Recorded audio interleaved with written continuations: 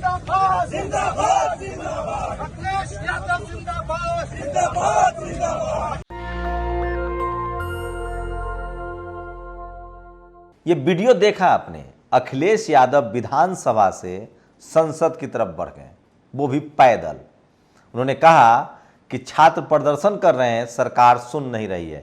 तो क्या पूरा विपक्ष समझ गया है कि सरकार के खिलाफ सड़क पर आना होगा? यूपी में संजय सिंह भी सड़कों पर उतरे। राहुल गांधी भारत जोड़ो यात्रा के नाम पर पूरे देश में उतर गए हैं। तो लगता है कि बीजेपी का डर जो है वो लगभग खत्म हो गया है। और पहले जो कहा जा रहा था कि लोग इनकम टैक्स ईडी के डर से नहीं उतर रहे हैं, चाहे वो अखिलेश यादव हो, चाहे मायावती हो, चाहे नीतीश कुमार हो, चाहे तेजस्वी यादव हो, चाहे हेमंत सोरेन हो, ये सब अफवाह साबित हुआ और आपके नेताओं को ही आपकी नज़रों में बदनाम कर दिया जाता है। नमस्कार, मैं शंभू कुमार सिंह और आप देख रहे हैं नेशनल दस्तक। मेरी दाईं तरफ तस्वीरें दिख रही है।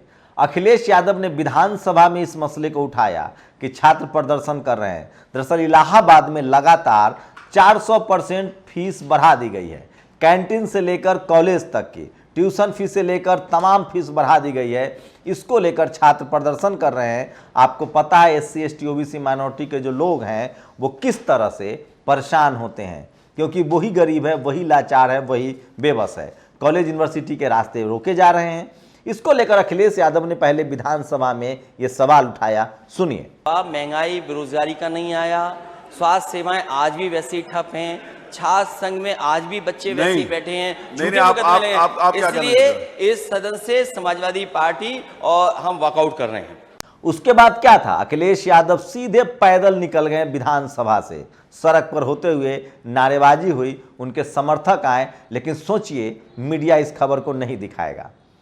वही अमित शाह की आज रैली है बिहार में, लोग नहीं थे। अमित शाह का जवान खगड़िया को खरगिया बोल रहा था, सीमांचल को सीमांत बोल रहा था, लेकिन सारे मीडिया चैनल्स ने लाइव दिखाए।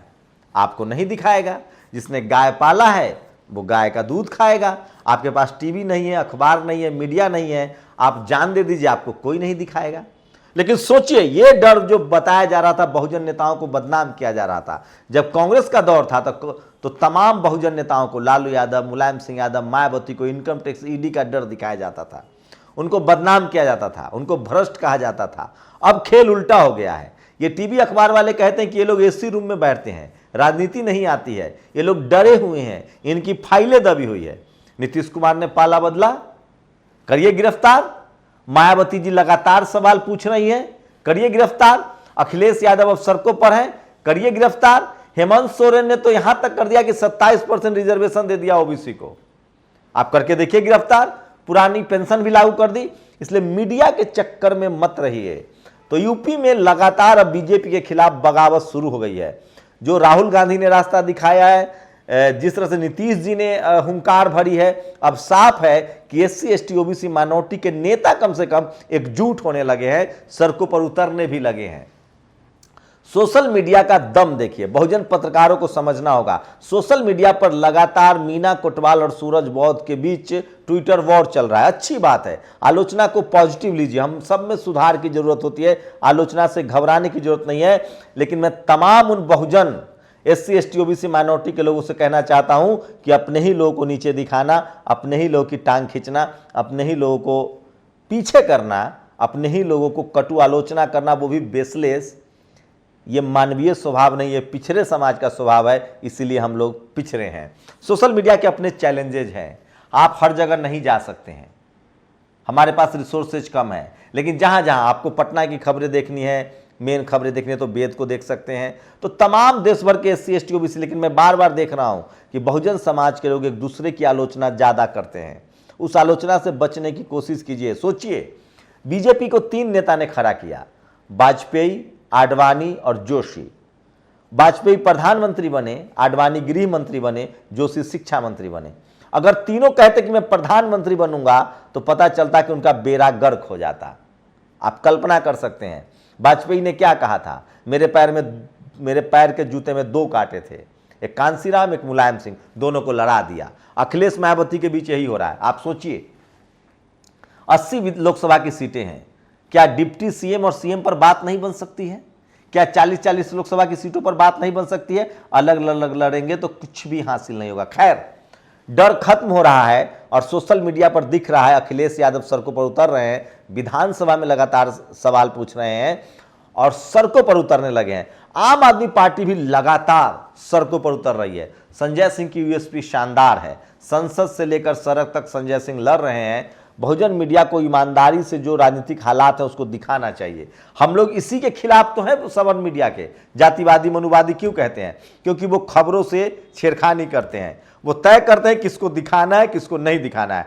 बहुजन मीडिया जो बहुजन समाज के लोग चलाते हैं, हम लोग संविधान मानने वाले लोग हैं, जो भी धरना प्रदर्शन होगा उसको दिखाएंगे, सवाल करेंगे। सोचिए, आज हीरो का बड़ा प्रदर्शन हुआ जंतर मंतर पर, उनके बच्चों को थप्पड़ मारते हुए मैंने पुलिस को देखा है, उनको लेके हिरासत में लिया गया, थप्पड़ मारे गए, गालियां दी गई।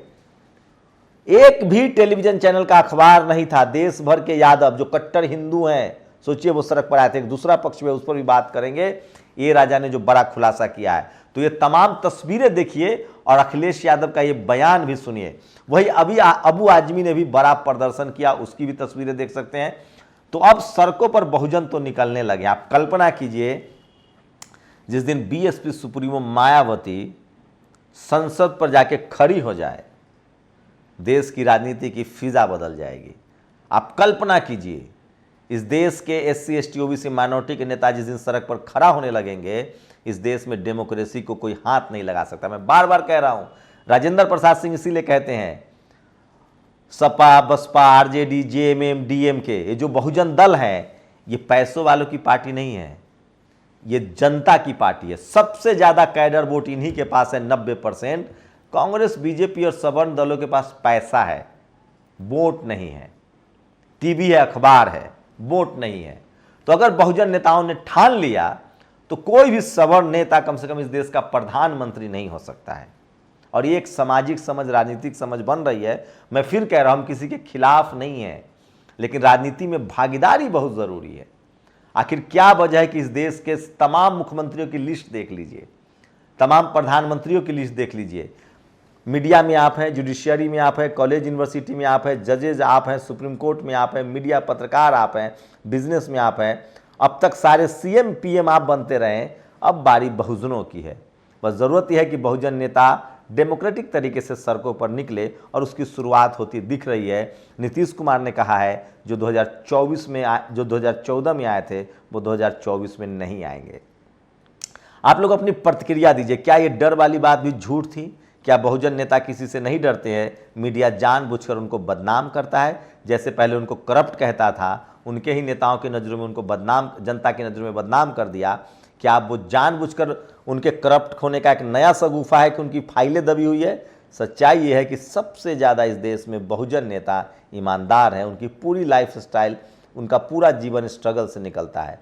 अखिलेश यादव सड़क पर उतरे हैं, आम आदमी पार्टी सड़क पर उतर रही है।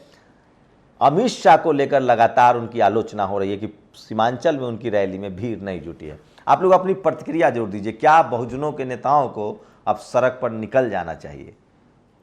शुक्रिया। नेशनल दस्तक की आपसे गुजारिश है कि अगर इसको बचाना चाहते हैं तो नेशनल दस्तक को सब्सक्राइब करने के लिए रेड कलर के सब्सक्राइब बटन को दबाएं, फिर बेल आइकन की घंटी दबाएं। नेशनल दस्तक को बचाने के लिए बहुत जरूरी है कि हर खबर को शेयर करें, लाइक करें, कमेंट जरूर करें।